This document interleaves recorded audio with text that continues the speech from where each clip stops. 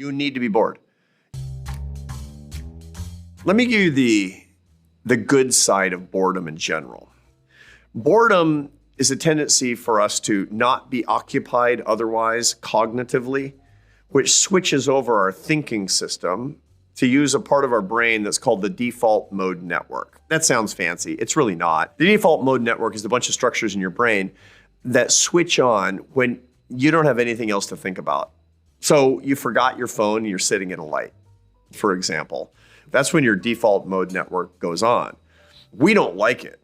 My colleague in the psychology department here at Harvard, Dan Gilbert, he did experiments where people had to sit in a room for 15 minutes with instructions to do absolutely nothing, and there was nothing in the room to do except there was a button in front of them that they could push, and if they did, they gave themselves a painful electric shock. Sit there bored or get a shock. A big majority of the participants gave themselves shocks instead of thinking about nothing. We don't like boredom.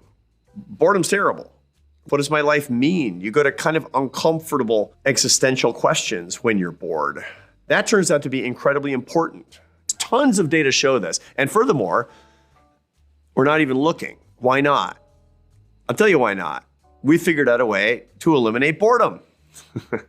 We've been able almost completely to shut off the default mode network in our brains. How? The answer is that thing in your pocket with the screen, which you take out even when you're standing on the street corner waiting for the light to change. Is like, I might have to wait here for 15 seconds.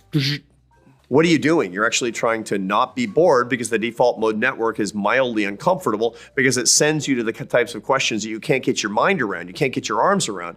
Well, that's a big problem. That's a doom loop of meaning.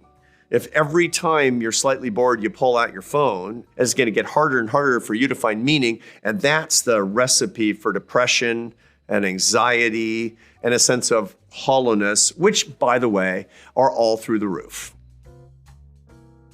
I get it. You don't want to be bored. You need to be bored.